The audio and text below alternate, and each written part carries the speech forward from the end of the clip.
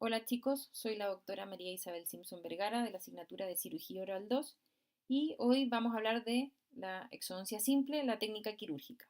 Esta clase se va a dividir en tres partes. La primera parte tiene que ver con la evaluación previa de la pieza a extraer y los principios mecánicos que van a regir a la exodoncia. Es importante saber qué es la exodoncia.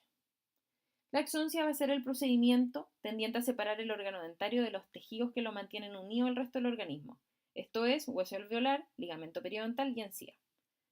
Se va a buscar la abulsión total del diente sin dolor y con el mínimo trauma a los tejidos que lo rodean. En la evaluación previa a la pieza a extraer, vamos a realizar una correcta anamnesis del paciente, un examen físico con énfasis en el área intrabucal, vamos a realizar exámenes complementarios si es que el caso lo merita y vamos a formular un diagnóstico para llevar luego a un plan de tratamiento. Vamos a realizar una evaluación clínica y radiográfica de la pieza a extraer. En la evaluación clínica vamos a ver el acceso a la pieza dentaria, considerar la amplitud de la apertura bucal del paciente. Cuando el acceso es un problema, una de las opciones es el abordaje quirúrgico. Vamos a considerar la localización y posición del diente en la arcada. Dientes apiñados o en mal posición van a dificultar colocar los forceps en la corona de la pieza.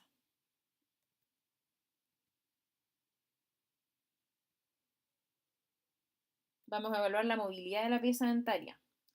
Se va a observar una movilidad aumentada en casos de enfermedad periodontal grave. En estos casos, también se dificulta el manejo de partes blandas durante la extracción. Es difícil la sutura.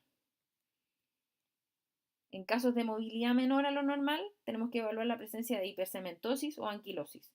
Esto es bien común en piezas endodónticamente tratadas o molares deciduos retenidos o intruidos. Evaluamos el estado de la corona, la presencia de caries o restauraciones extensas, ya que si tenemos una caries extensa aumenta la posibilidad de fractura de la corona durante la extracción. También lo hace dificultoso. Lo mismo ocurre con una restauración extensa. Si tenemos un diente endodónticamente tratado, ya que por su deshidratación es fácil que se fragmente y que caigan estos fragmentos en el alveolo post-extracción. Si el diente presentara un gran acúmulo de placa, esta tenemos que eliminarla con una cureta o con un limpiador ultrasónico antes de la extracción para que esto no interfiera con la colocación del forceps y también vamos a reducir la posibilidad de contaminación del alveolo dental vacío. Vamos a evaluar dientes vecinos, si es que estos también tuviesen extensas restauraciones o sean piezas endodónticamente tratadas para disminuir la posibilidad de fractura.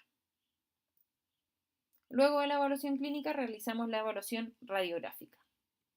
En general, las radiografías periapicales proporcionan información más precisa. La radiografía panorámica tiene su uso más importante en dientes retenidos en vez de erupcionados. Vamos a observar la relación con estructuras vitales. Cuando realizamos extracciones de molares superiores, debemos considerar la proximidad de sus raíces al piso del seno maxilar, ya que podemos perforar la membrana de Schneider. Las raíces de molares inferiores o piezas retenidas pueden estar cercanas al conducto alveolar inferior, por lo que también debemos considerar su posición.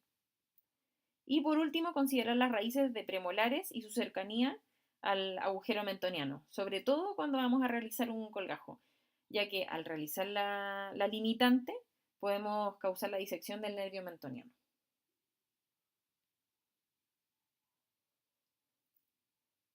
Evaluamos la configuración de las raíces. Vamos a evaluar el número de las raíces,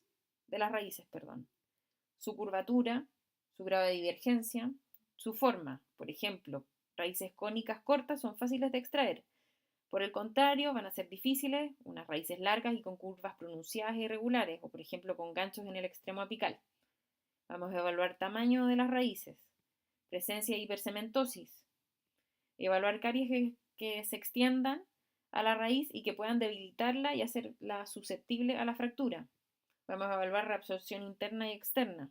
También lo hace susceptible a fractura. Vamos a evaluar también si el diente está endodónticamente tratado, por lo que les decía de la deshidratación y la posible fractura. Y por último, vamos a evaluar el estado del hueso circundante.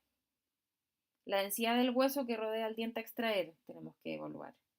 Un hueso radiolúcido es menos denso y eso va a facilitar la exoncia. Vamos a evaluar presencia de patología apical como granulomas o quistes, que tienen que ser extraídos estas lesiones junto con la pieza dentaria.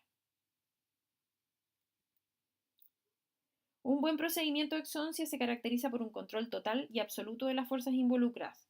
Esto se va a lograr mediante la comprensión de principios mecánicos que rigen a la exoncia y que están basados en conceptos de física universal, llamados máquinas simples.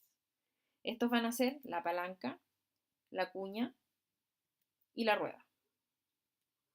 La palanca va a ser una máquina simple compuesta por una barra rígida, como se ve en el balancín, que va a girar libremente sobre un punto de apoyo o fulcro, que es la parte central, y la función va a ser transmitir una fuerza o potencia y un deslizamiento.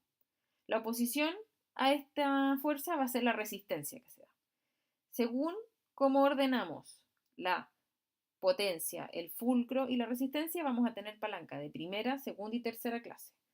La palanca de primera clase, como se ve en el balancín, vamos a tener que el fulcro, la parte central, se va a ubicar entre la resistencia y la potencia.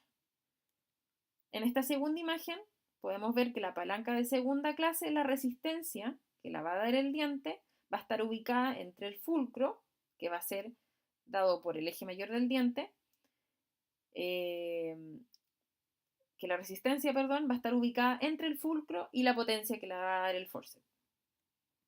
Y la palanca de tercera clase, la potencia que la va a dar el músculo masticador va a estar ubicada entre el fulcro, la articulación, y la resistencia, los dientes.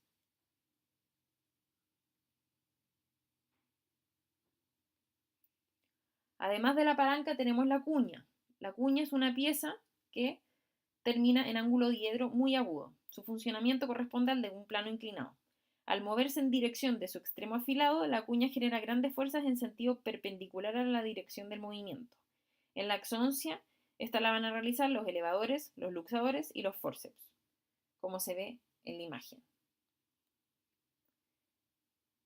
La rueda va a ser una pieza mecánica que va a girar alrededor de su eje, de un eje. En exodoncia se utilizan elevadores al apoyarlos entre el hueso alveolar y la pieza dentaria. Va a girar sobre su propio eje, produciendo así la salida del diente desde su alveolo. Por ejemplo, esto se realiza con los elevadores Vinther, que lo vamos a ver más adelante. Aunque no es considerada una máquina simple, es fundamental dentro de la mecánica de la exodoncia, la expansión del hueso alveolar. La pieza dentaria, al ser más dura y más compacta que el hueso alveolar, es posible utilizarla como elemento dilatador al hacer movimientos tendientes a expandir el hueso circundante. Se debe contar obviamente con hueso suficiente, de lo contrario nos podemos arriesgar a una fractura de reborde alveolar.